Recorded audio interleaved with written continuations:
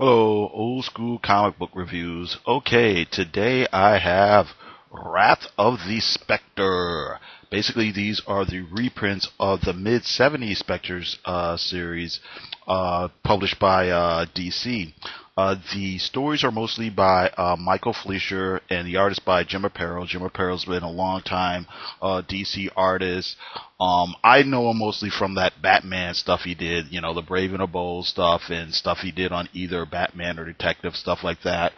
Off the top of my head, I can't think of if he's done any, notable Marvel stuff. Michael Fleischer, I think, has done a couple of Ghost Rider stories, and I think he's done like a few Spider-Man, or not Spider-Man, Spider-Woman stories from, around the same period, late 70s and stuff like that. Just trying to make sure that I had the right, time period and stuff. I found out that Michael Fleischer actually did a long run on the original 70s version of Jonah Hex. I have not read any of those stories, but I might try to look into them. But anyway, these stories reprint, or what I have are reprints of Adventure Comics, roughly from 431 to 440, plus there's a couple of new stories. Or they weren't really new. They were written back then, but they were never published. And then when they put these out again, they finished up the art and included them along. Now, basically, what's going on?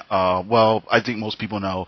The Spectre here is Jim Corrigan. He was a police officer who was, killed in the line of duty. He came back as this ghost with strange mystical powers, and his mission is to, punish evildoers and, eradicate evil on Earth.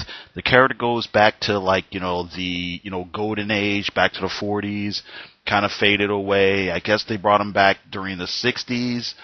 As in more of a kind of, superhero-y type of way. I have to admit, I haven't really read too many of those stories.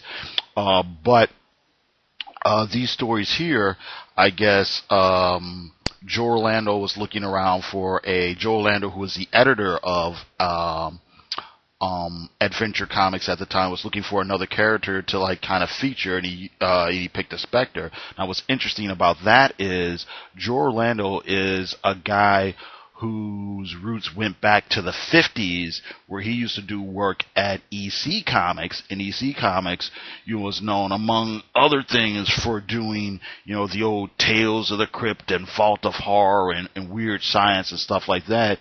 And that's really more where his sensibilities lie. So when they got a hold of the Spectre, he kind of shifted.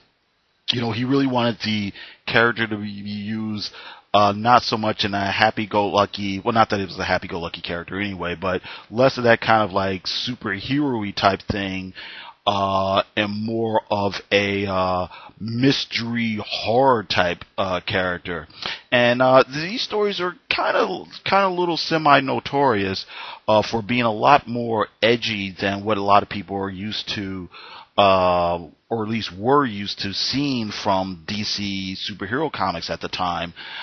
It really pushed the edges of what they were able to get away with in what they call a code-approved comic at that time. And for people who don't know, back in the old days, back in the, late 50s, 60s, 70s, early 80s, there used to be a little stamp on the cover of most mainstream comics, most regular comics, basically saying, approved by the Comics Code Authority, kind of, just to oversimplify it, kind of like a good housekeeping seal of approval, meaning there's not going to be too much sex, there's not going to be too much violence or gore, there's not going to be any profanity, stuff like that.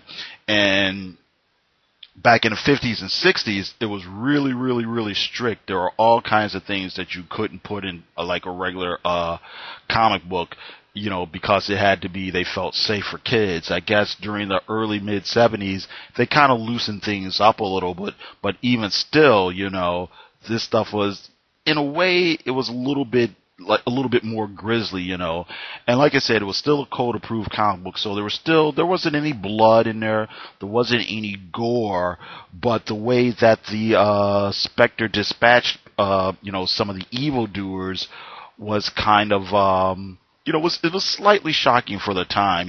There, without giving too much of them away, there's stuff where he's melting a guy's hands off.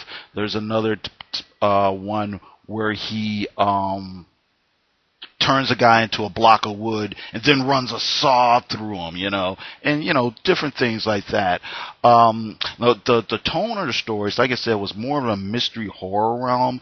So even though there's a few stories where that took kind of a supernatural, mystical bent, and there's a few stories where the bad guys are a little bit kind of flamboyant.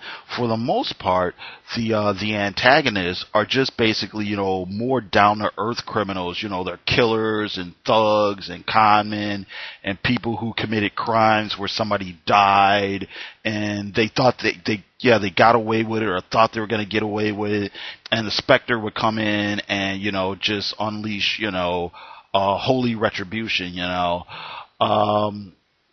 Now, the way the stories are, some of the stories, well, I guess in some of the issues, some of the original issues, the adventure issues, there were backup stories as well. So the Spectre didn't get all of he didn't always have the whole issue to himself. So a lot of them are kind of feel like short stories, or really quick one and done type things. There's not a whole lot of room for like character development and like multi layered plots and things like that. There was a crime, Jim Corrigan investigates it, bad guy gets away, Spectre shows up, and does his thing. Towards the end of the stories, or the later stories, it seems like they did get a little bit more room, and they did start introducing more ongoing plot threads. You started to get more and more with Jim Corrigan's girlfriend, and you started to get more, they introduced another character who was a reporter who was like kind of on the trail trying to figure out, what's going on with all these rumors he's hearing about this ghost who, kills criminals with his mystical powers or whatever.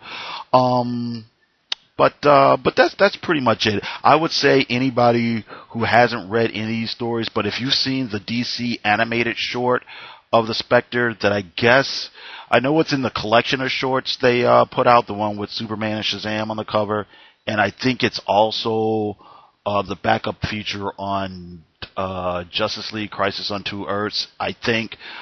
If you've seen that, then that's a perfect representation of the style that these stories were going for. Now let's see here. Now, I do know there was a trade paperback of all these stories. I'm not sure if it's still in print. But what I would actually even encourage, though, is even,